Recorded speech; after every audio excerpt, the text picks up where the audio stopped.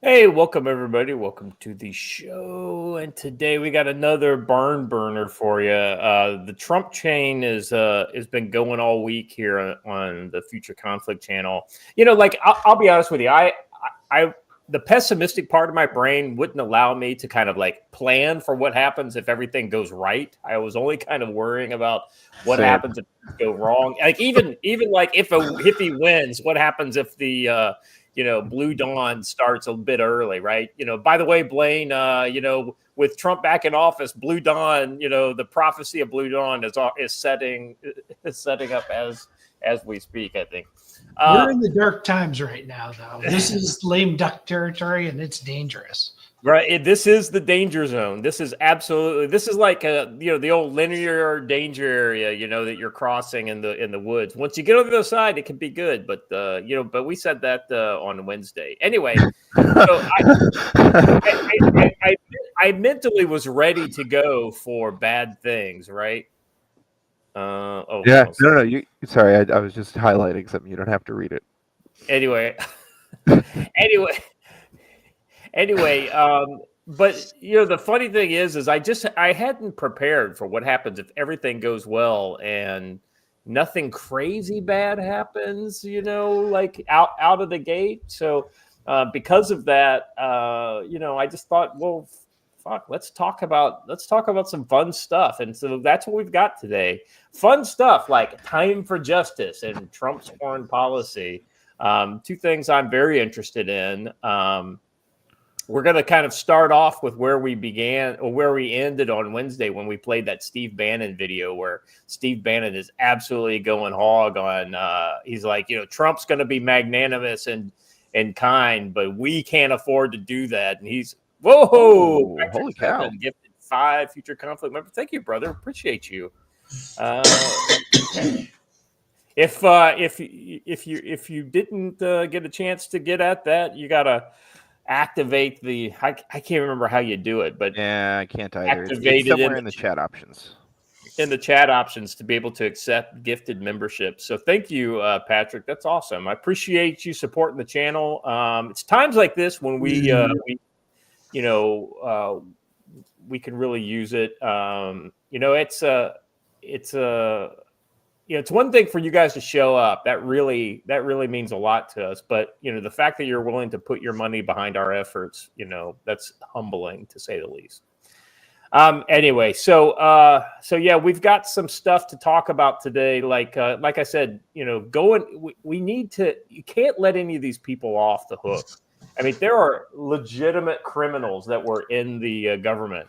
I'm thinking of the former attorney general. Absolutely somebody who needs to spend some time in the Hooskow. There's probably several members of the FBI that were very prominent towards the end of Trump's administration, have continued to be important in this new administration. These people need to see a little bit of justice. Now, I'm not saying that they're guilty. I don't know because I don't know all the facts, but the lawyers need to do a thorough investigation into all this stuff and find out where the bodies are buried, so that we can, if somebody broke the law, they can be brought to justice. And then we're going to be looking at the foreign policy. I mean, let's be honest. We reported like the Yemen story that we said we weren't sure if it was real the other day, but come to find out, Yemen did in fact issue a press release to some Middle Eastern outlets that, yes, we would in fact like to push pause on our Red Sea campaign and just forget about the whole thing. It's I thought we were going to, let's be friends, shall we? So that evidently is true, and many other countries have responded in a way that makes me think they're going to change their behavior. It's almost like, Joe, that the leadership of our military apparatus means something to other countries. I mean, who would have thought? Weird. Crazy. On the topic that we were just talking about, Watcher, I just dropped a video there. I think we should play this. This is appropriate. I've been thinking about this all morning. Yeah, let's go ahead and take a look.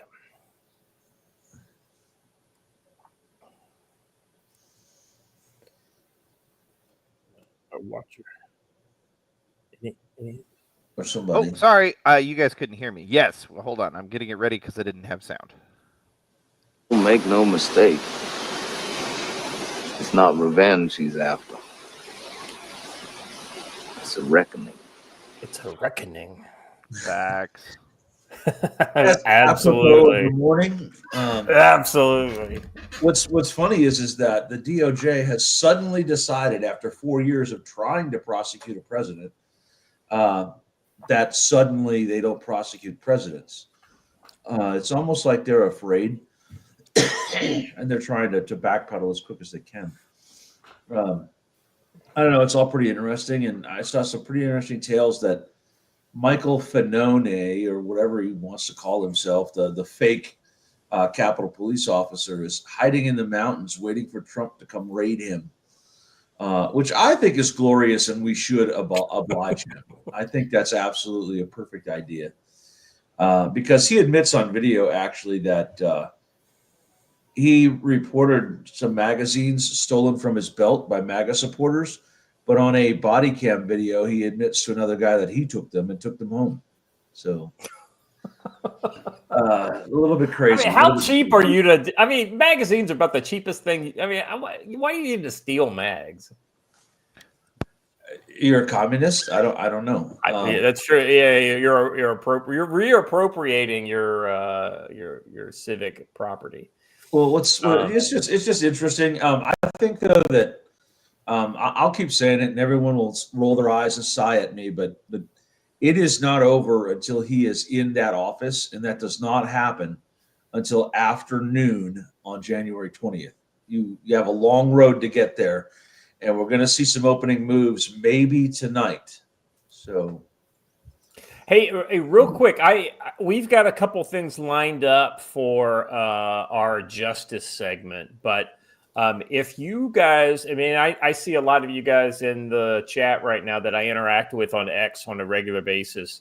If you guys have seen something pertaining to people who deserve justice, or people who are responding in a different way, kind of like the Yemenis, right? But in the domestic context, drop those links in, like DM me those links, even if it's just X post and whatnot, or you can DM Watcher, either one of us, and let us know, because we'll probably just kind of hit a bunch of those as we can, because I've seen a lot. I hear that Bono has driven his car off of a cliff as he promised. I don't want to hear about anything. That's exactly right. I'm sorry. I'm not happy until Rob Ryder sets himself on fire. Well, that's right. He did say that. Rob Reiner has been trying to, in his defense, but every time he goes up to the counter, they assume that he's too young to buy a lighter because he's not over 4 feet tall. So he has had some difficulty. That's funny.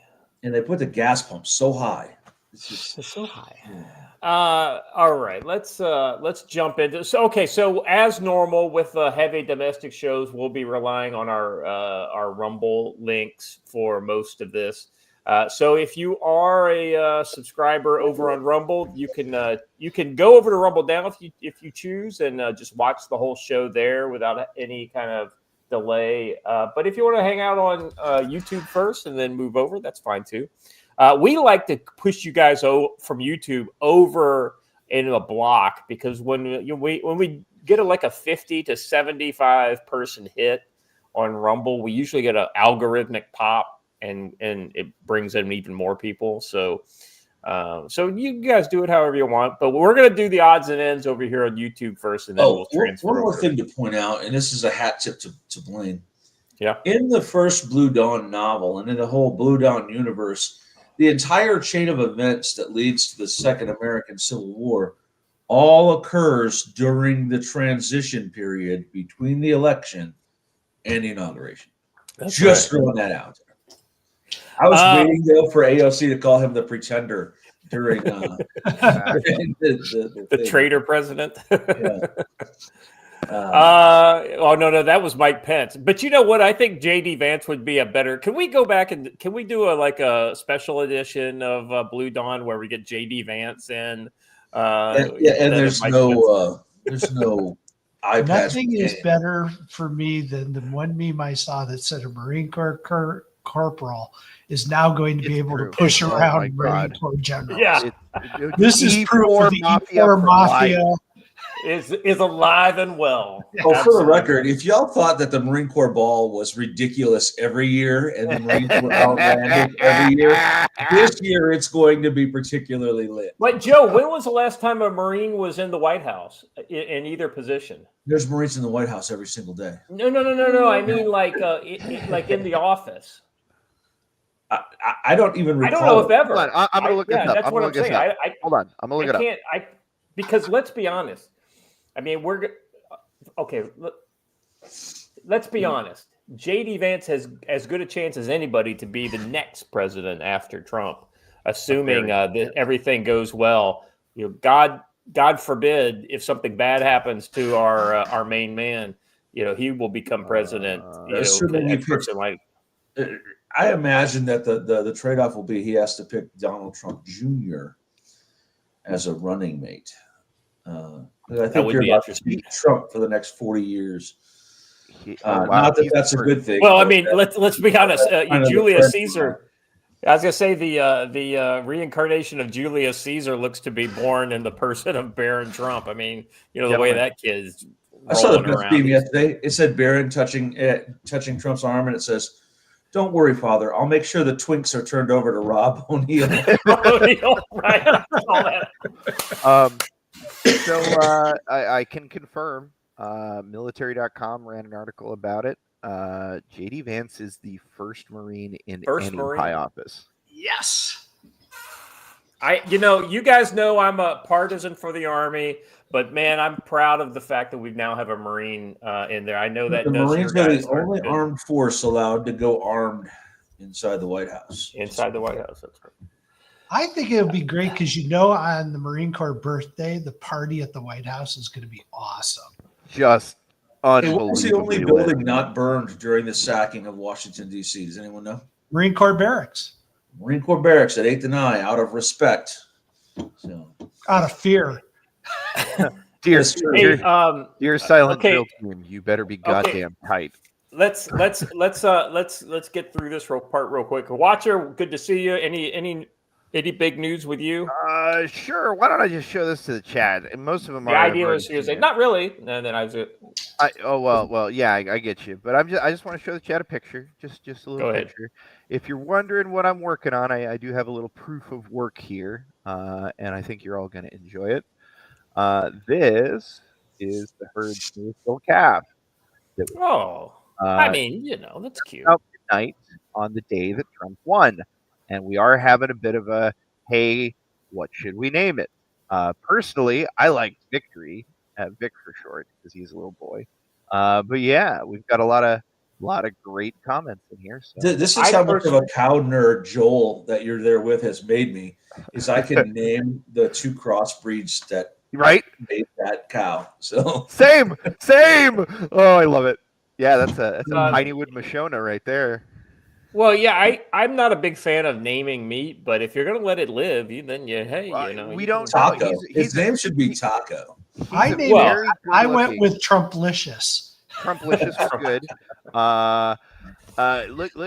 Look, he's a really good-looking guy, and if you put some good size on him, there's nothing saying he won't be destined for the breeding herd rather than the slaughter herd. So, who knows? That's what we all wanted. Yeah. Joel just reminded me yesterday. He's like, you're only going to be 3 hours away from me next week. You should stop by because I have that kind of time. Well, yeah. But I get the feeling, Joe, that stopping by at Joel's place is not like hey, just hang out there for an hour and then. No, it's like a 3 more days thing. Because that's just suck half a week down, right? We'll get around the campfire, and then I want to go talk to the cows, and it gets crazy. Yeah. Well, if you do end up coming by, Mrs. Watcher, I'd love to say hello, but I get you're a busy man. We shall see how the weekend goes. Joe, how are you doing, brother? I'm good. I'm on a rare moment between classes. This week is my off week. I'm about to head back down to Missouri. There are still maybe 2 seats left in a community security class in Hartville, Missouri next weekend, 13th, 14th, 15th. Come hang out with a bunch of us. Or is it 15th through the 17th? Whatever the weekend is. I don't even know right now. I'm confused. I think it's the 13th through the 15th. But whatever it is, you can come hang out with us on a nice little farm. We're going to be training and practicing and getting around for some of the shenanigans to come. The leftists are just going to go, "Aw, shucks, we lost," and let this go. So, Joe, the other thing to consider, right? We were talking about this the other day, worried about what the left might do. One thing to consider: the Summer of Love. Who was the president when the Summer of Love was allowed to happen? Yeah, exactly right. Exactly right. And I pointed that out a few times, right? The reason why there weren't riots this year is because it would have looked bad for the incumbent who was trying to win re-election. Right. Absolutely. Shelby, I think, is running Forward Observer is running a live stream today where they talk about that risk and some of the organizing they've seen suddenly pop up. So that's where we're checking it out. It doesn't cost anything. You just have to go and sign up for it at Gray Zone Activity. I don't have that website right in front of me, but that's what it is. Did you want to mention the thing you messaged me about yesterday? Yeah, there's a potential tonight for Watcher and I to go live if things kick off in Seattle, in Portland, where they have an intended. They claim they intend to burn the place down. So we'll probably get started.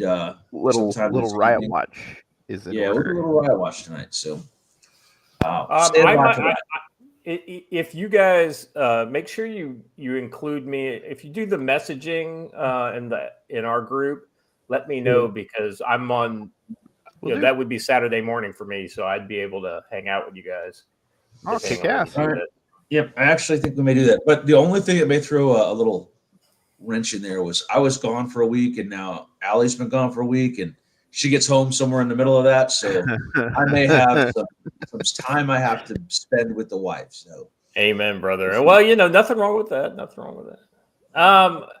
Blaine, the prodigal son returns. How was your trip to Europe? We've been enjoying your pictures.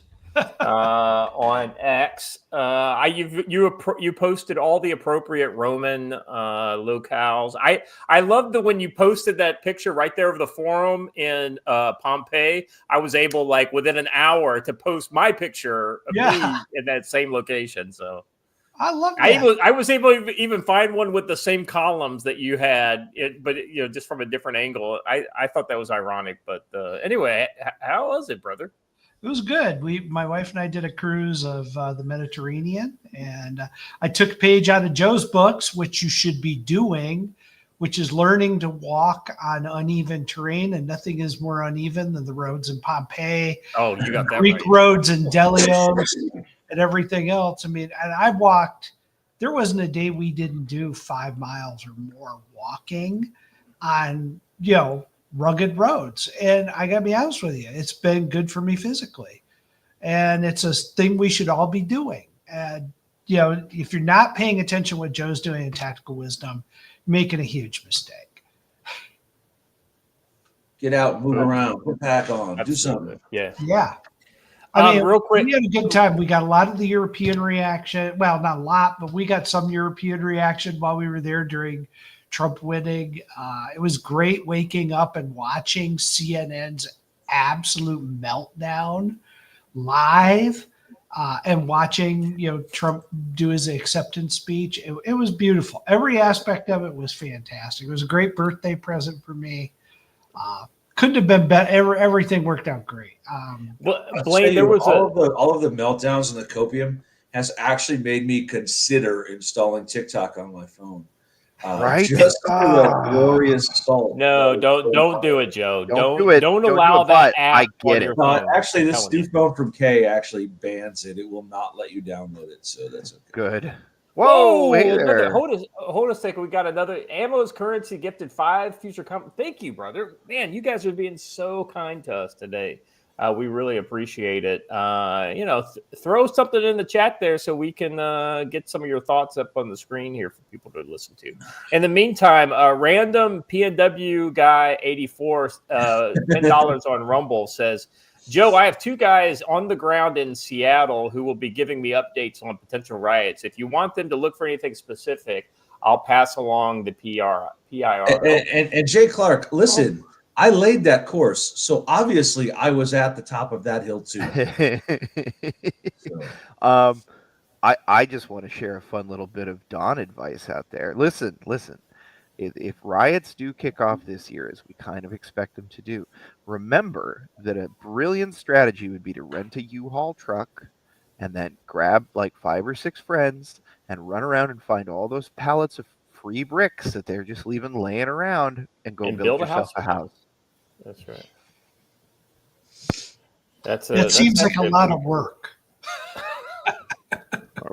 Facts, but maybe what you could do is make the leftists really mad, and then they'll all throw the bricks at you, but like set up some kind of shark cage. I don't know. Yeah, I mean, I don't know. I don't know about that. Watching that seems like a risky proposition. Listen, I do like the idea. Our South African friends understand the value of a free bricks. Yeah. Well, but here's the irony. You know, most of the time the construction workers show up on their sites in the morning and something has been stolen, whether it's copper tubing or bricks or whatever, right? Wouldn't it be funny if they showed up one morning and there was an additional pile of bricks that they didn't order? I mean, that would be like, it would be like you'd be like the fairy godmother to the construction workers, bringing them free piles of bricks, that way. I'm just saying something different, I'm on. Yeah, I'm there. So Joshua's going back and forth about me actually being on top of the hill. Yeah, I took a 4-wheeler up there, but I still climbed the hill, Josh. That's all that matters. It doesn't matter. Let me tell you how steep this hill was, though. The 4-wheeler would not make it all the way up the hill because it was too steep. And yeah, I made these guys walk it. They did a mile up there, but they did. They were fine. Everyone was great afterward. What am I drinking? I am drinking a Monster in a glass because it wasn't in the refrigerator and I had to add ice, so that's what I was drinking. Ooh. Somebody once told me, they said, when you drink any energy drink in a cup, right? Unless it's one of the really bright colored ones, it always looks like super rich piss, like that dark. I haven't drank enough water today. Yeah. Piss, I think it's kind of real quick. Mr. Anticami for $2 says he's rooting for Joe Kent in Washington 3. Is that still up? Have they called that yet? I think it must not be. You want to look that up real quick? I'd love to see that. I know Carrie Lake is closing the distance. She's within 45,000 and with over like about 1 million votes left to count in Arizona. And Arizona, the areas of Pima and what's that other big county in Arizona? I forget the name of it. Anyway, the big counties of Arizona, the big blue areas have already come in. So it's mostly rural areas. And they had a big drop last night where essentially she got like 5% more of the vote than they were expecting. So it's looking really, really good for her. Maricopa, yes. Thank you, guys. Yes. Michael Uso, you know what? I'm trying that. I'm trying that this weekend, and that's going to happen. For the record, Jay Clark and Hunch each bought me a case of Monster. So well received. Michael, I'm here to tell you buying class quite well. Michael, I challenge you to take your favorite flavor of Mountain Dew. In my case, it's Baja Blast, and then mix that with soju. Now that, my friend, is a good. That was good. That was good. That was yummy. Diana nailed it on the Monster. It's because of the high piss content in those things. Well, yeah, that's right. Yeah, right. It's exactly right. I mean, that's why men like to drink energy drinks because we like to gross our women out, and so there you go. All right. Let's jump into this first story, guys. Go ahead. Go ahead. A bit of an update. Election Wizard as of 30 minutes ago. Republican Joe Kent trails Democrat incumbent Perez by 10,997 votes with an estimated 87% reporting. So there is a chance, but not a good chance, it sounds like. Yeah, the interesting thing is how the Trump voters are not all voting for Lake, which I'm kind of curious about. Like, Trump handily took care of business in Arizona, but people are literally voting for Trump and not for Lake. So that's kind of interesting. Maybe that's independence. Are we going to pretend that Kari Lake doesn't have any potential downsides that people might not want to vote for? I'm just saying, it's I think what that shows is how appealing Trump is to independents, right? Who may not be attracted to somebody who's uber based like Kari Lake. All right. I mean, she's a woman, so did I say that out loud? Well, let me say also how that happens. Patrick Seven mentioned that people voted for Trump and voted for Slotkin. Listen, you cannot vote for Trump and vote for Slotkin in the same breath because they're diametrically opposed. It's called cheating. That's how that happens, right? At the state level, they realize, hey, we're probably going to lose the presidential thing, but I can work some magic down ballot. And the only thing that I would say that would be the upside to Joe Kent not winning his seat would be if we could get him into the administration at a good level. Some sort of a VA appointment or something. Well, I was thinking it's like maybe CIA or like, and he does well. Maybe not CIA, but something in the national I think the guy is hyper focused on veterans, and it would be best personally to try and harness that in the VA. Fair enough. All right, guys, let's jump into our first story today. It's interesting. I've been following the North Korean story in Russia pretty heavily. And, it goes to show the source I'm using here. This is the Chosun Ilbo. It's one of the larger newspapers in South Korea. And this is their English version. So, if it sounds wonky, it's because it is wonky. New video shows North Korean soldiers training in Kursk. You can play that video there, Watcher, and I'll just read the story. A Ukrainian journalist has released what he claims is the first footage of North Korean soldiers training in Russia's western Kursk region, following statements by Zelensky confirming that North Korean forces had entered the fight in Russia's war against Ukraine. The journalist shared these 3 short videos titled "The First Footage of North Korean Troops in the Kursk Region." The first video, approximately 9 seconds long, shows a group of seemingly learning Russian words from what appears to be a Russian instructor. The Russian instructor says the word slowly, and then the Asian soldiers repeat after him. What's interesting, guys, is there was a video purported to be a North Korean soldier like eating Russian, but he was speaking Chinese, so he wasn't North Korean. He was Chinese, which is kind of ironic. Now, it may be one of those, mill bloggers, Chinese mill bloggers that were kind of doing the war tourist thing. But I just thought that was kind of interesting. I would argue that Chinese is probably a common language between the two. And there's probably Chinese speakers in Korea and in Russia. Yeah, it may be. It may be one of those kind of lingua franca type situations where not. But there are also a considerable number of North Koreans, I would assume, that speak Russian as well. But there are also Chinese mercenaries that are operating there. So there's a lot of people don't realize what's actually going on in Ukraine because the war has stopped being reported. Period.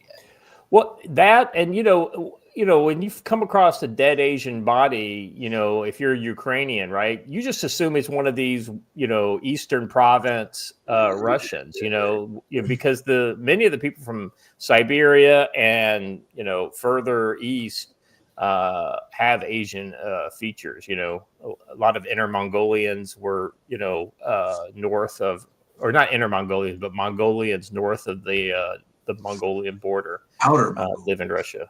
Yeah. Another video shows a group of soldiers assumed to be North Korean gathered around a blonde Russian instructor teaching stretching his arms above his head as if demonstrating something. How to surrender, I guess. If you want to surrender. No, Is yeah, he he was holding a French flag? I was going to say he's the French instructor, The soldiers seem to be observing him attentively. The camera then begins to shake violently as if to avoid detection and shifts to capture a different angle. In the Kursk region, North Korean troops are practicing landmine detonation under the guidance of Russian instructors. The journalist explained they are also learning the Russian words to communicate with their instructors. A senior U.S. official and senior Ukrainian official confirmed that North Korean troops have clashed with the Ukrainian forces for the first time. According to the New York Times, the Ukrainian official offered no details about the casualties, but the U.S. Official said significant number of North Korean troops were killed. The Ukrainian official did not disclose details about the casualties or when the fighting took place, but mentioned that the engagement was limited. Look, here's what you read between the lines on something like that. If they had killed a bunch of North Korean soldiers, they would have videos of the dead bodies all over the place. It's hard to have videos of the dead bodies when you're running away from them. Yeah. So now, I'll be honest with you. I don't expect much out of these North Korean guys. I mean, let's be honest. North Koreans, outside of some of their more elite forces, are fairly underfed. I mean, look how short these guys are compared to the Russian instructors that are with them. It's because they are malnourished as children for the most part. And so they are not what you'd call physical specimens. But in every group, Joe, in every group of guys, you're going to have 3 or 4 that are going to be, willing to fight, willing to really stand, right? And all it takes is a couple guys to give a larger group of people some backbone and will. So it'll be interesting to see once we actually get confirmed, kind of engagement evidence like videos and whatnot. I don't expect to see a whole lot of videos come out of the North Koreans videotaping their though there has been some interesting developments. I don't know if you guys have heard this, that the North Koreans apparently do have cell phones now in Russia. And evidently this is their first unfiltered access to the internet. And of course, they immediately get addicted to pornography. That's a shocker. Shocker. Wow. Crazy. Military guys watching porn? Whoa, let me write that down. Well, but you gotta remember, Blaine. I mean, it's like, think of it this way. Think of a guy whose access to porn was like what we experienced in the late 70s and the early 80s. No. All of a sudden getting dropped in the current, porn. It would be like mind-blowing. No, because the North Korean, there's no way that it's like the 70s and 80s. The North Koreans are going to be like, bro, I saw some scrimshaw one time made by a sailor with a naked lady on it. No, I mean, like their access is more actually to the real thing versus actual pornography. But, the point is they've seen boobs, but just not that many. And then, it's now they're seeing all the things that, that Hollywood and Europe produce. And it's, it's a bacchanalia compared to what we had as kids. Anyway, interesting stuff. We'll be looking forward to seeing more because as soon as these guys start dying in bucket loads, we'll start seeing pictures of it. Because the Ukrainians are very proud of all of their kill shots, that they like to put up from their drones. So yes, we'll be seeing it. Keep in mind, also, I'll say this every time it comes up. The North Korean Expeditionary Forces, they're in a foreign internal defense role or security assistance role. They are not operating outside of Russia proper. That gives them a little bit better legal standing than the Ukrainians in that case. And I don't like that. I don't think that the North Koreans should ever have good legal standing. So.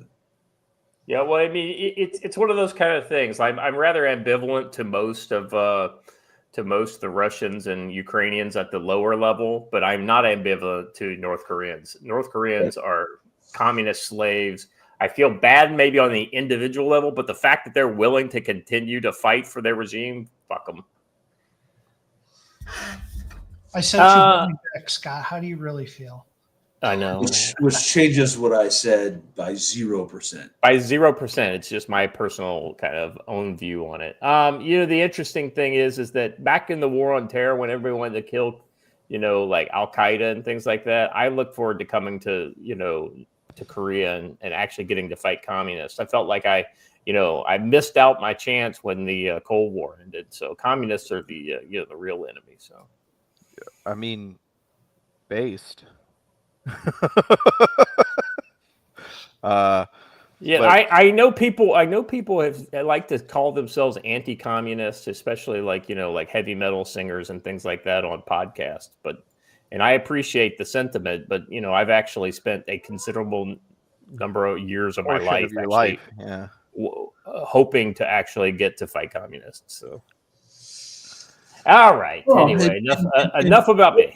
Most of those Palestinian organizations you wound up fighting in Iraq and Syria were communists. Well, facts. Well, also, that's right. That's right. It's Also, Scott, at what point do you stop and ask yourself, what if the real communists we were supposed to be fighting were some of the friends we made along the way?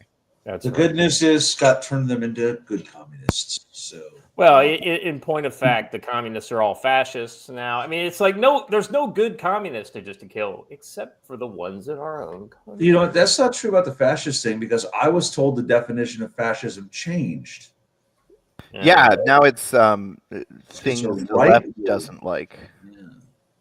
Yeah, don't let the pro-Palestinian protesters alter your vocabulary there, Joe.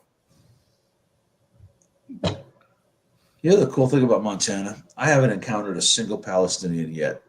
That sounds like a very cool thing about Montana. Whereas in Metro Detroit, I encountered like 20 to 30 a day. So I'll be right back. All right. Well, since Scott's coming right back, I'm going to go ahead and start into this next story, as some of you may have seen. Apparently, Josh Clark had the power to make Scott actually do something. He said Scott walks out his door, and then Scott got up and walked out his door. Scott's going right now. I had the cat was pawing at the door again and was like, "Let me out, damn it."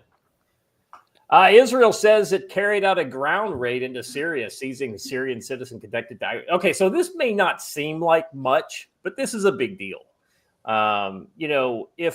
If Mexico conducted a ground raid into America in order to seize people from America and take them back to Mexico, that would be a really, really, really big deal. I mean, it would be less of a big deal if we did it because we got the biggest stick in the world. But we do it all over the globe.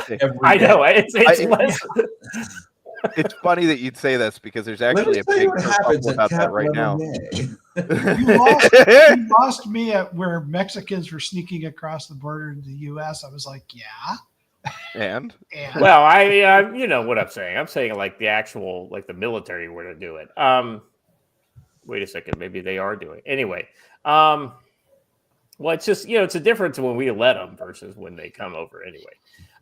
But this is I thought this was a big deal and kind of notable. And there's some irony because, we talk about, this is from a story from the other day. And then we've got the next story right after this is about the Israelis going to another country potentially to get people out of that country as well. So, but a little different context. Let me go ahead and read this one a little bit. Israel says it carries out ground raid into Syria, seizing Syrian citizen connected to Iran. Israel carried out airstrikes in Syria multiple times over the past year, targeting members of Lebanon's Hezbollah and officials from Iran, the close ally of both Hezbollah and Syria. But it has not previously made public any ground forays into Syria. The Israeli military said that seizure was part of a special operation that took place in recent months. That's interesting that this may be something that happened maybe 2 or 3 months ago. The Israeli military said this, though it did not go into exactly when it occurred, Syria did not immediately confirm the announcement, but a pro-government Syrian radio station, Sham FM, reported Sunday that Israeli forces carried out a kidnapping operation over the summer targeting a man in the south of the country. Joe, I mean, not surprising to me, but I do find it interesting. Well, This gives me an opportunity to say my required Djibouti segment. I wonder if they'll deliver him to Djibouti, where we put all the people we do this to. But this is a game that the big nations play, and a lot of nations pretend they don't, but everyone does renditions in some way or another. Most of the French were the most famous for it in the 80s and 90s, right?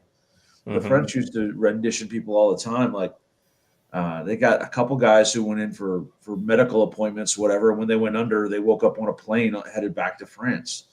So kudos to the Israelis for snatching somebody. You're going to find out this guy was a network leader of people inside of Lebanon. Pretty sure that's probably what he was. It is a big red line to cross, but there's really not much Syria can do about it.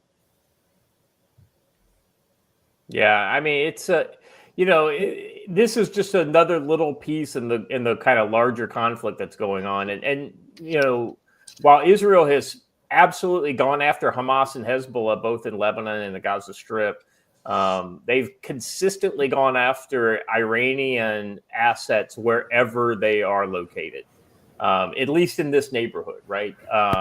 They've gone after the Houthis down in their neighborhood down in Yemen. And so this doesn't surprise me at all that they would do it. Let's be honest, in many ways, Syria is a failed state.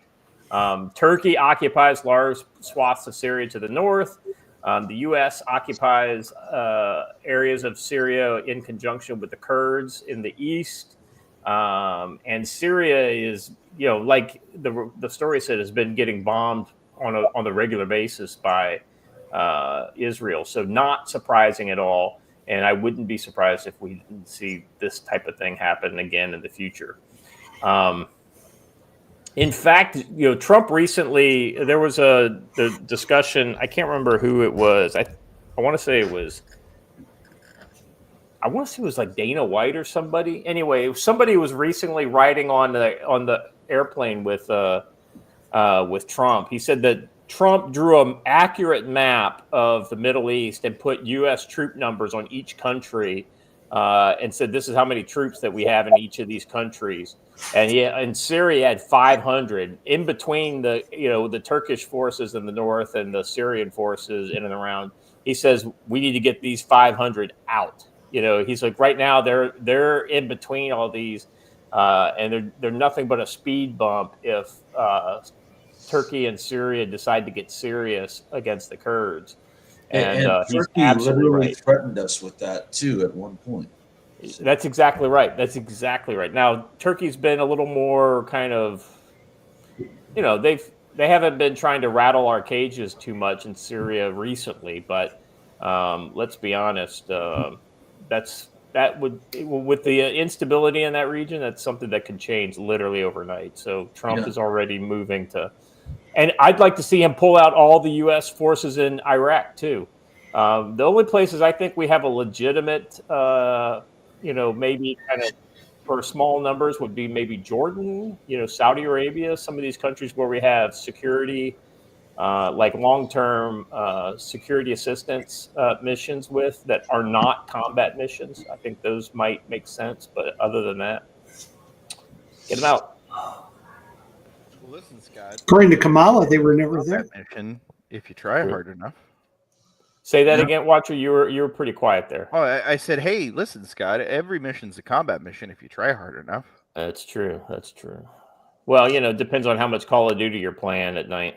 Well, I flew into Nellis once, and it became a combat mission trying to get back out. Air Force wasn't happy about loaning us a car. Oh, I see our friendly bot is back. Hooray! Dead. There we go. Thank you, Joe. You beat me to it. All right, gentlemen, let's move on to the next one. Another Israel-related story, but the big takeaway for me on this is not the Israeli action; it's the condition of Europe. Now, Blaine, you were just in Europe. I mean, what were your did you see any? I mean, you were going to the tourist places, right? You were like almost all the things you did were excursions from the cruise ship, right? Oh yeah. Yeah, so you were on a off the bus, off the ship, on a bus, out to the tourist site. You did your thing for the half the day or whatever, and you back on the bus, back to the cruise ship, and you almost the best way to see Europe if you think about it, because you don't have any interactions only with way. the scum. Yeah, I mean, there were a lot of Europeans on the boat that we talked to. There were people in the various countries we spoke to, and we'd go to dinner and stuff. Yeah, The Europeans are, honestly, I would say this: the Spanish were like, "Hey, Trump's been president before. He's going to be Trump. He's going to be president again. Big deal." They really didn't see what the big deal is. The English have obviously been corrupted by the BBC and Channel 4 and other sources to thinking that this is going to lead to the breakdown of NATO and everything else. And God, don't get me excited. Inshallah. I told the guys this story before about, I was talking with a British guy about it. And this is how twisted the view is in Britain. The guy I spoke to said, "I can't believe you guys are electing Trump." He led an armed attack on the White House. And how could you people be electing him? And I said, there's so many things wrong in your one sentence. It's hilarious, because he didn't lead anything. He told people to go protest peacefully. Yeah. I said, wasn't the White House. Of all the people who's ever been wrong, he was wrong the most. Yeah. And then on top of that, it wasn't armed. I mean, according to the FBI's own website, the only arms that these guys brought were, canes, crutches, and tear gas. I was like, this was an outing of a senior citizen's bus, that led this assault. So, but their views have been very much twisted, just like the American views are by what media they watch. So there's the only thing I heard consistently was people are a little bit worried that U.S. is going to pull out of NATO, but Trump has never said that he's going to do that. He's always said NATO needs to pay its fair share. Now that scares the hell out of a lot of Europeans, I'm sure, but that was it. I mean, honestly, the Europeans really didn't seem to. The Greek didn't care at all. Their economy is so shot right now.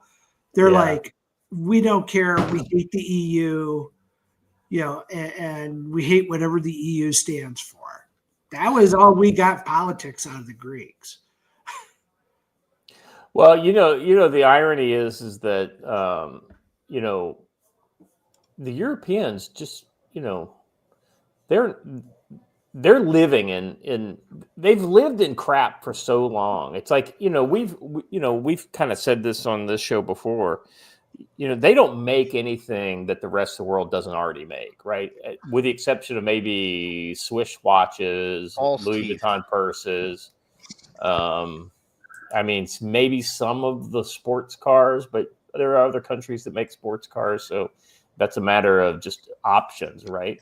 There's no SpaceX in Europe. There's no, NVIDIA in Europe. There's no Apple. There's no, okay, well, they have Nokia. Well, what does Nokia do that? Don't you know, Scott, they've decided that if you can't produce, you regulate. And that's going to be their position, is that if you want access to our, frankly, measly number of people, you have to bend to our laws. Well, then, no, let's be honest. They are a consumer population, right? But they can't, even though their economy is actually larger in the aggregate than the U.S. economy, they are taxed at a higher rate than we are, and there is so much kind of taxation and kind of rent paying in their system that there is actually less consumer dollars for the same amount of economic activity. So there's generally a feeling within Greece, at least, that they're sick and tired of people who have no connection to their country making decisions about their economy. There's outright like this, we want to be off the euro. We want to be out of the EU. And I heard it from a couple of people, and they're like, this is just, they hate it. They hate the fact that somebody represents them that doesn't even know who they are or care about them. Sound familiar, folks? Yeah. Mr. Anti-Comic says the EU has a space agency. Yeah, and the interesting hand-wringing that's going on at the what is it, ESA right now is that they can't figure out a way to bypass SpaceX to get anything to orbit now. Yeah, because European space hold on a agency second. Let me just say this real quick, and then you can talk, Watcher. The problem is that SpaceX is so cheap, right? It's like, and there's so many rockets going up that it's like you can't avoid that, right? Because now, in order for them to spend their money, the problem is they have these kind of government mandates that make them spend X amount of dollars in Europe, right? Like for the French or the UK or whoever it is that is part of their little coalition in the ESA. And they're like, we can't compete against SpaceX. And this is what happens when governments try to do what private companies do. I'm sorry, Watcher, go ahead. No, it's fine. The European Space Agency that literally can't even put up satellites on their own. I don't know what to say, guys. It's not a space agency. That is a space agency in the same way that Zimbabwe has a space agency. It's like when I take my grandson out and we launch a model rocket. We're technically a space agency. Mr. Anti-Commie says, so the ESA is like NASA? Weird. They could always pay the Russians to launch their shit. Yeah, it's funny thing about how those sanctions get in the way of your space, money. Interestingly enough. All right. Let me let's see. I got a UCO Steve for $5 says, my question is, where did Biden's 15 million voters disappear to? Yeah, I think there's a lot of people wondering that. You guys have seen that. You've seen the graphic. I think we even put it up on Wednesday. But essentially, it's like, what is it? What is it? Like 60-something million, 81 million, then 60-something million. It's like, which of these things is not like the other? The absolute best was watching at 2 a.m. Eastern time in Europe, CNN, because Anderson Cooper came out and he said he went to the big board, and he said, let's show all the counties in the United States where Kamala is outperforming Joe Biden. And they're like, okay. And the guy clicks the button and the map is gray. And he goes, well, where are they? And she goes, she's not outperforming him in a single county in the country. Yeah. And I'm like, that said everything. What's interesting is seeing the leftists discover in real time that they really did steal the election. There's a lot of tweets out there, people going, maybe we really did steal that last election. Yeah, you did. It's there have been these kind of like the Nazi meme where it says maybe are we the baddies? Are we the baddies? Real quick, PSA's helicopter tours for $5 says UK needs to be severely punished for their MI6 meddling, something along the lines of humiliation and burning of their intelligence for what they did with CISA and DHS. We should also extort NATO. Yeah, so I mean, I think we're going to talk about this a little bit in the kind of justice retribution segment. There are several kind of things that need to happen. And hey, listen, I haven't immersed myself in some of these controversies, right? I'm sure there are some chicanery was going on, but I don't know it to what level and to who's culpable and if it's criminal or not criminal. So, I mean, what harm if you're going to spend all this money, billions of dollars on investigating a hoax against Donald Trump? Why can't you spend half of that money looking into the irregularities that went on around the Twitter files? Because that's action by the federal government against its own populace. You've got all the things that are going on with the Hunter Biden laptop needs to be looked into. I mean, there's like a list of like about 10 things.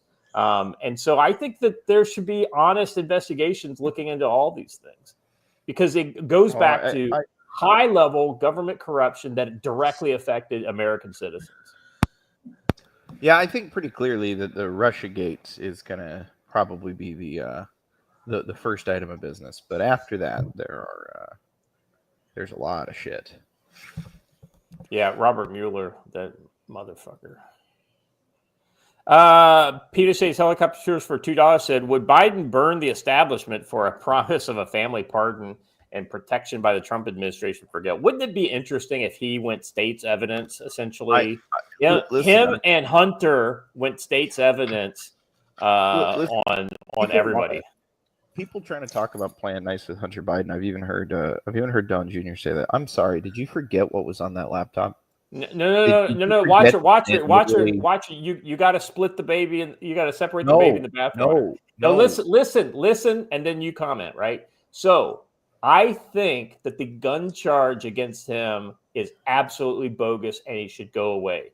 It's absolutely against. He does not have the right. He does not have to be able to incriminate himself in order to buy a firearm. Shall not be infringed is there for a reason, right? That being said, what you're saying is completely different, right? That's a completely unrelated and separate crime, and I absolutely agree with you that we should burn him to the down to the ground for that stuff on his laptop. But the gun thing should not. They shouldn't even be able to ask you that question on that form. Fair, but I will say that, agreed that the trumped up charge that was trumped up in order to make it look like the justice process had any kind of fairness at all. It was a bogus charge. Yes, it was totally a look over here, everybody, while you ignore this huge iceberg over here. Look, we all know Donald Trump does things that are outrageous and outlandish, and he knows will garner a reaction. So first of all, I will pay cash money to be sitting at the table when he and Joe Biden sit down for dinner together. I would love to be there just to listen. Because this is a man who has called all of his supporters Nazis and threats to democracy and trash and garbage, the whole thing. So that would be good. But I could picture Trump the very first day that he's in going, I pardon Joe Biden for all of his crimes, whatever they are. Because imagine the impact of that. The left would have nowhere to go. They would be like, oh my God, he did what? And then they're like, well, but then again, it's Joe. And how do you do it? It's a subtle way of saying, look, I think Joe Biden committed a whole bunch of crimes. And I'm just going to pardon him because the nation doesn't need to dwell on that. And it's a great way to show some healing and to still piss off the left. Yeah. So I could see him doing it just because it would fuck with people.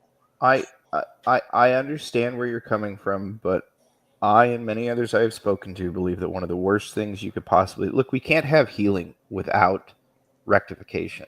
I understand. And part of that is the people justice responsible for this have to actually be brought to account. Something that never happens, and when they are inevitably not brought to account, it will just be a sign that this is a continuation of business as usual with a slightly different mask. I'm just going to tell you this, Watcher, and I'm going to say this bluntly. Joe Biden's never going to face a day in court. I know. It's not going to happen because he's feeble-minded, and everybody knows it. His own Department of Justice knows it. I know. He is never going to be brought up on a single charge, as much as everybody here, including myself, wants an ounce of blood for retribution. We're not going to get it from Joe Biden. Hold on a second, Sean. Blaine, we have the perfect person. I want to pose a question to you, Sean. Yes. Tomorrow, you are Joe Biden's defense attorney. How easy is it for you to get him off because he's diminished capacity? Well, you start making the arguments. You point out that, look, we got forced out of the campaign because of that, and they've been threatening us with the 25th Amendment if we step out of line the entire remainder of the campaign season. I mean, I would start letting all of that drop because that's what's been going on. They've been threatening him. They've been holding it over his head. That said, though, if I'm Joe Biden's attorney, I might be putting out a feeler or two saying, can we make a deal here? But I do agree with Watcher. There is no reconciliation if there is no contrition. And if nobody's going to be contrite, then they're going to be forced to be contrite. And they should be. They have to face justice. Yeah, you're on, and not just the man's justice, not just God's justice. Well, right. Yeah. Yeah, they have to have their day in court. We have to hear. There has to be discovery, so we see the evidence, and not just the big guys, all the way down, like to the operatives who still have hopes of a future career in whatever it is corruption scheme that they want to end up in. Those people, you have to go after those people too. I mean, this is where one of those times where this would be worth going to Hunter Biden and saying, "Look, you know what? We were totally wrong. Here's a complete immunity agreement. Now you're going to talk." Because I want to know who Hunter Biden was dealing with. I want all of those people. The interesting thing is I would be willing to give a pardon to somebody lower down in the food chain than I would be, one of the big cats. And I don't know. Hunter Biden seems too dirty and too. But I think the information, what he knows, maybe. he knows, I think makes him mad. That you're giving Hunter Biden way too much credit. Correct. If he was not Joe Biden's son, he is literally just another dirtbag. He is not an important person. He's not significant. He's like Bobby who hangs out on the street corner selling the crack. He's not the important cog in the system, right? Boy. And I hate to be this guy to come down with a ton of bricks, but he's also the one who we have on film abusing children. If you want to hurt Joe Biden, you go after his son. Joe's never going to appear in court, and that we all know that, guys. It's not going to happen. You're not going to get word one of testimony ever from him. You're not going to get anything of. You're not going to get any satisfaction for that. You want to hurt Joe Biden? Go after Hunter, and you go for somebody else to rat out Hunter. I mean, look at how broken up he was when Joe Biden was shot down over Russia. Yeah. It was so sad. F in the chat, everybody. F's in the chat for Bo. Yeah. Although the one thing, jeez, never mind. Yeah, you can't use Biden even as a witness because guys, we're moving on to our first topic before we finish the odds and ends. Let's finish the odds and ends up, and then we'll go over to Rumble. So we, if we haven't already destroyed any chance of remaining on YouTube, I don't know. Maybe YouTube's gotten smart and are letting people talk about real things nowadays. Who knows? All right. Let me get over to there we go. There's the correct tweet for me to read. So guys, interesting stuff going on in the Netherlands. It seems like we've got soccer turning into violence when you let a bunch of scum into your country and then don't do anything to them to either A, teach them how to behave like non-savages, or B, police them at least to some extent to when they get out of order. You have things like this occur. Shocking pogroms. That we share this because the media is going to tell you it was people from the Netherlands. They will say a man from the Hague. Violence in Netherlands. Yeah. Target. Yeah. It'll be something like that. But here's the thing. This is the real anti-Semitism. People always want to say, "Oh, well, Trump's anti-Semitic," or he's a fascist, or he's a Nazi, whatever. No. The people who with that behavior are active in the streets in Europe right now. This is kind of what I was getting at, Blaine. About these Europeans, right? You were there, but you didn't get a real chance to see the seedy underbelly. Shocking pogroms against Jews in Amsterdam. Fans of the Maccabi Tel Aviv report that attacks were premeditated by groups of Arabs. They gathered in clusters of 5 to 10 in alleys and key exits from various train stations, particularly around Dam Square and streets near Israeli hotels. They had precise information on where to wait, and as soon as they spotted Israelis, they attacked with knives, bats, and other weapons, with some reports of vehicles with Palestinian flags involved in hit-and-run incidents. The police left Maccabi fans unaccompanied after their exit the Johan Cruyff Arena, providing no escorts from the moment they boarded the trains to their hotels. One man is heard pleading, "I'm not Jewish." He was beaten regardless. It took the police nearly an hour and a half to respond, and many fans recorded police vehicles standing idle while Arab crowd not only attacked, but also threw fireworks into hotels where Israelis were hiding.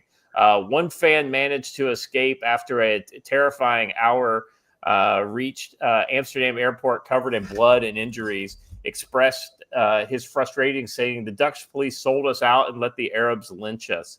Israeli Prime Minister ordered the immediate release of 2 rescue planes to assist the citizens.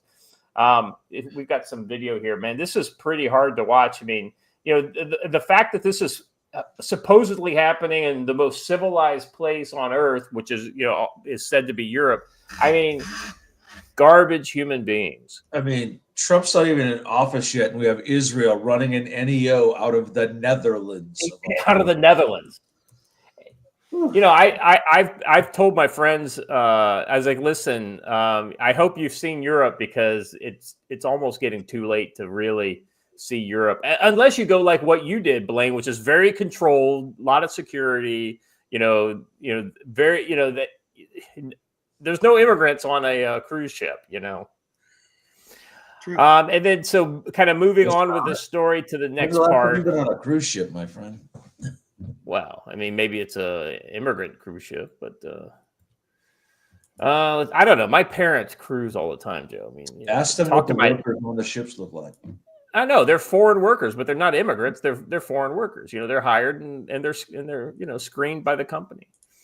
It's a foreign worker. It's an immigrant.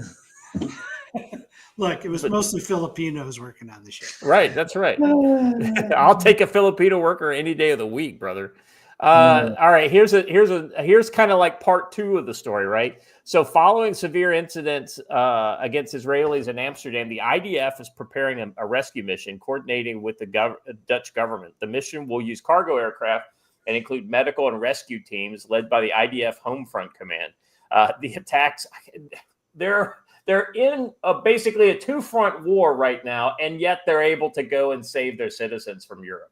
God help us. I didn't have that on my bingo card at all. I know, that's exactly right.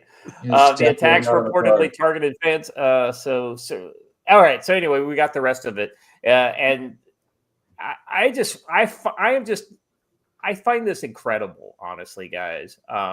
The fact that, the Israelis have to, oh my God. So go down below, go to the tweet right beneath it with the video. Yeah. So these are pro-Palestinian people running down, videotaping and running down like these guys in the street. And then there's another video that humanize your enemy. Unbelievable.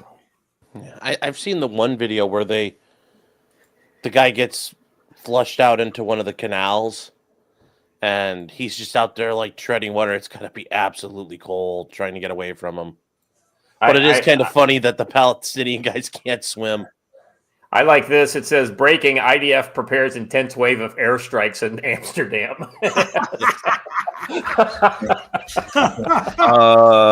Fair. The IDF. Have you seen the left's new talking point today? No. Israel stole the election for Donald Trump. Yes. Yeah. No, Say that. Oh, I'm sorry. Say that again.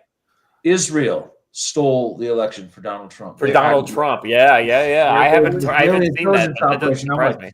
I'm like, oh, so Russia didn't work. So now we're going with Dem Jews used their space laser to hack the election. Listen, and it is that bad because they're using verbiage that is almost pulled line for line out of some of those crazy anti-Semitic conspiracy theory things, like the protocols of the elders of Zion and all that dumb bullshit. It's literally ripped word for word. It was written by an anti-Semite, just for the record.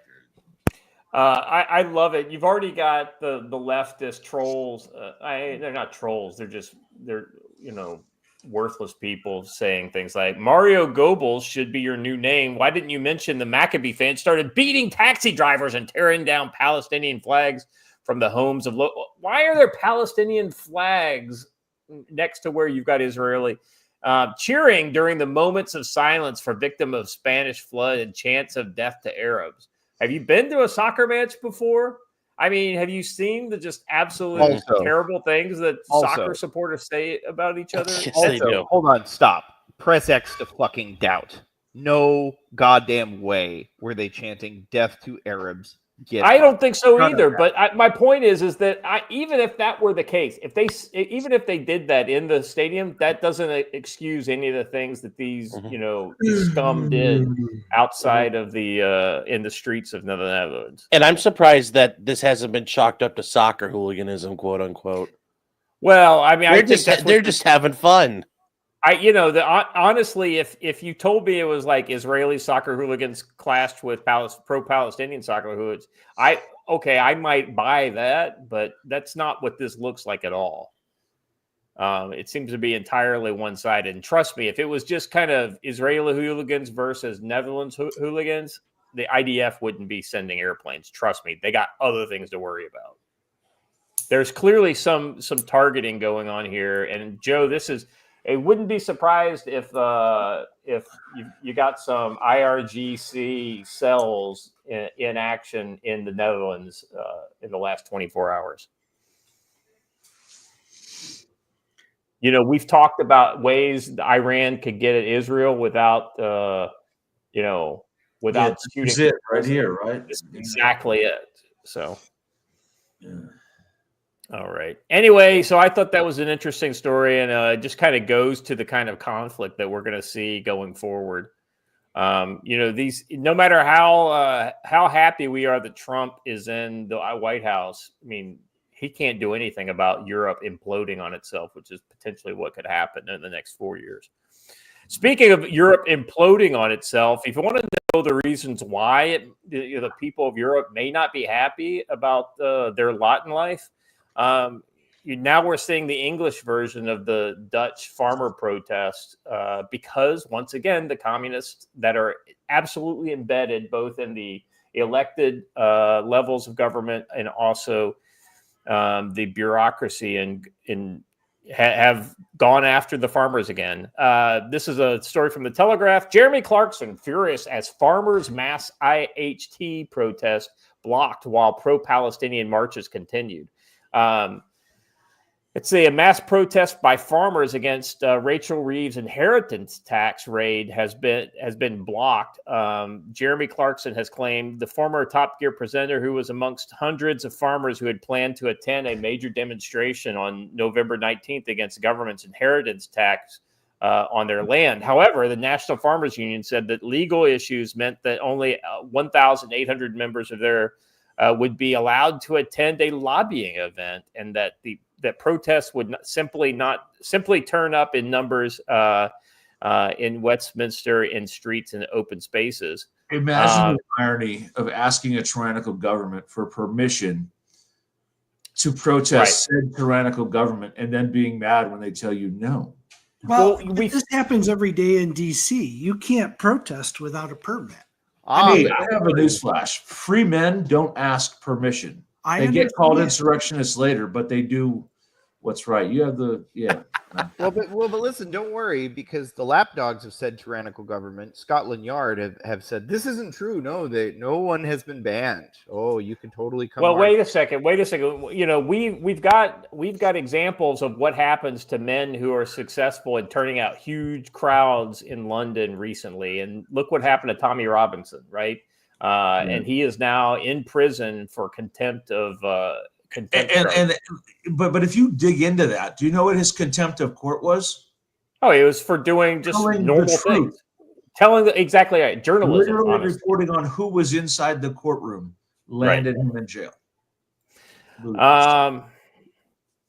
Just kind of going on here. Scotland Yard stressed that they have not banned anyone from marching on this date, and officers will work with anyone wishing to organize a peaceful protest.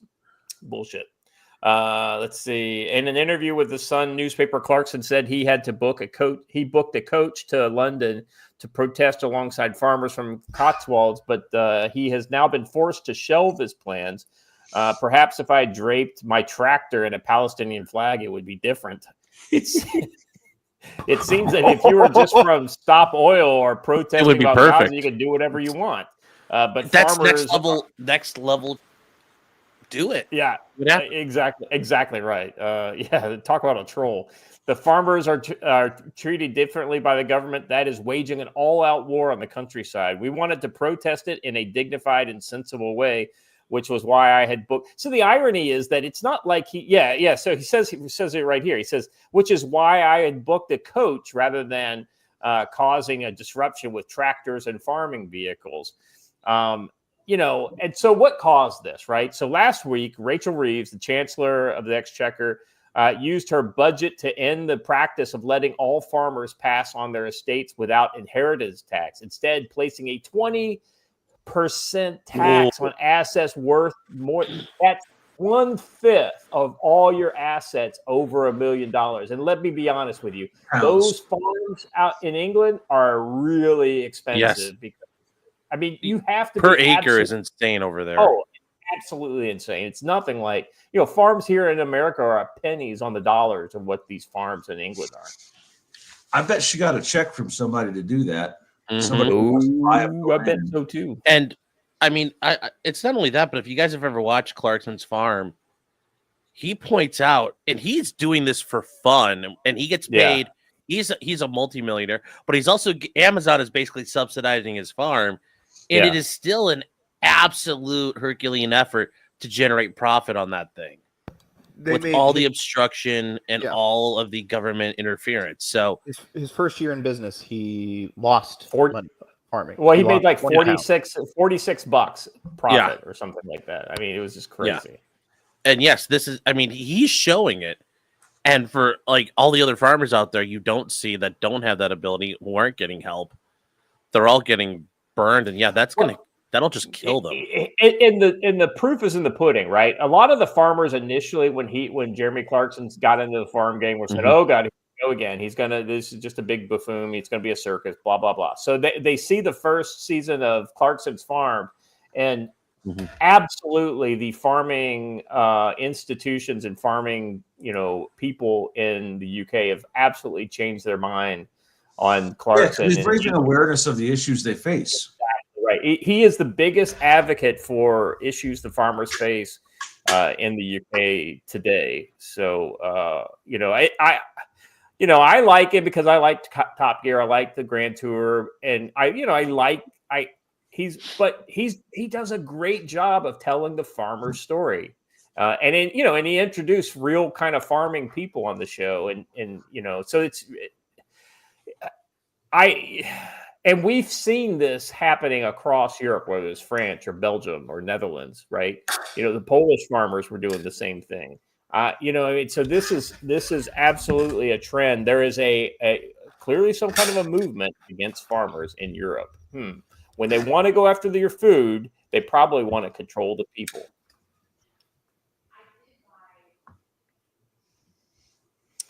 Yep. All right.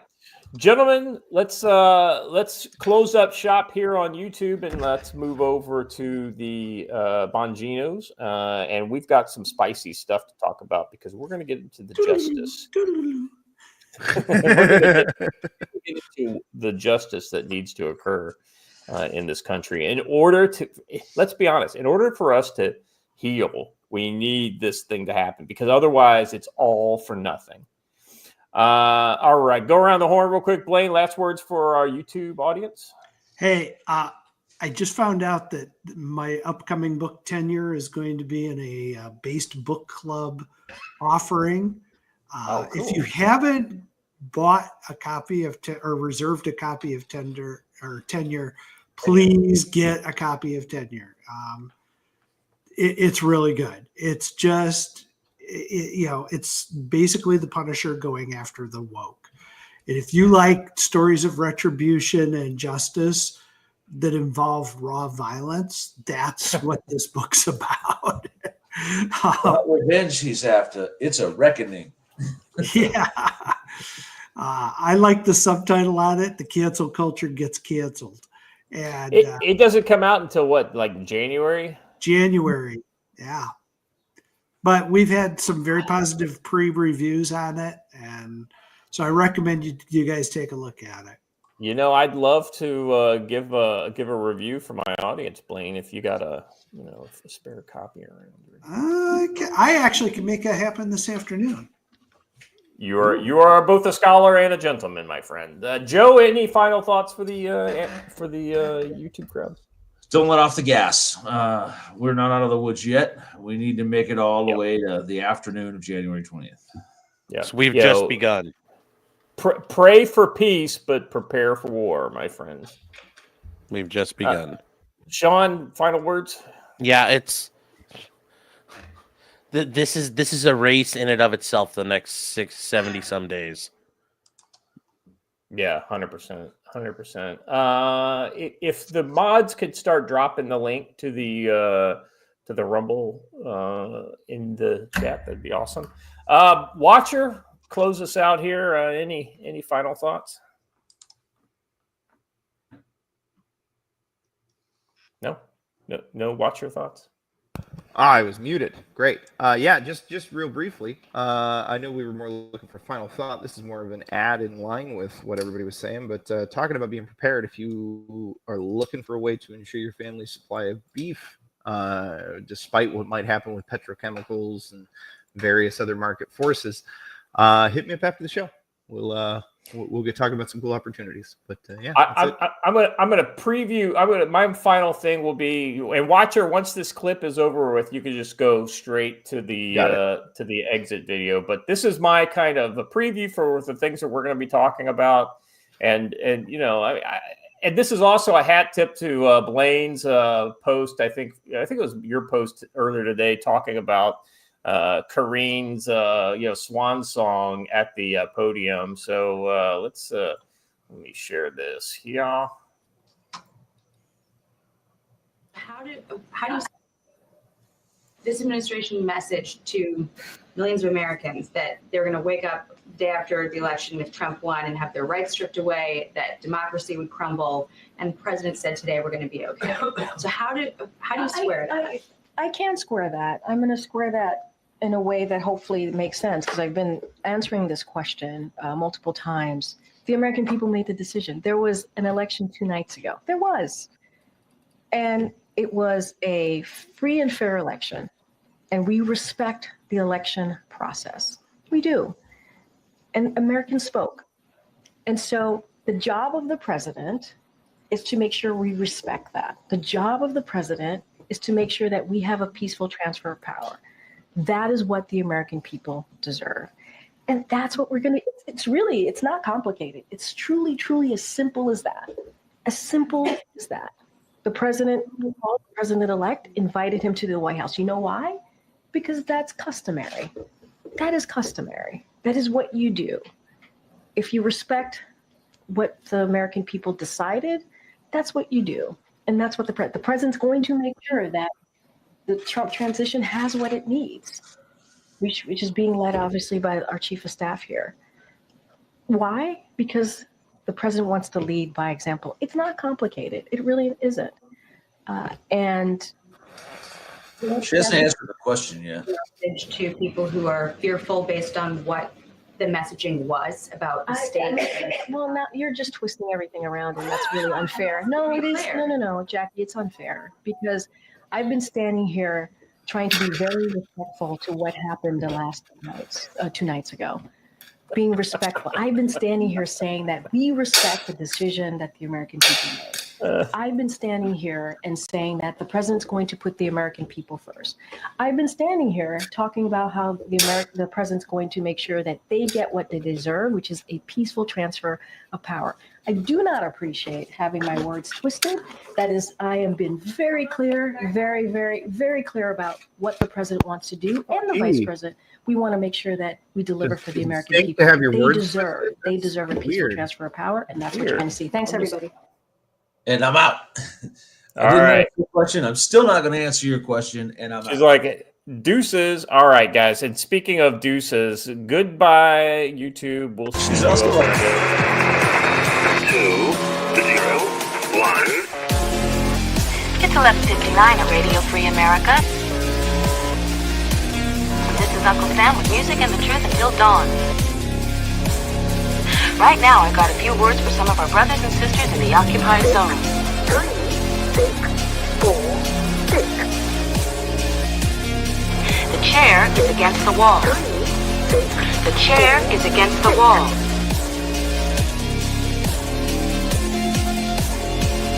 John has a long mustache. 8, 2, 5, John has a long mustache. 8, 2, 5, 0, 9.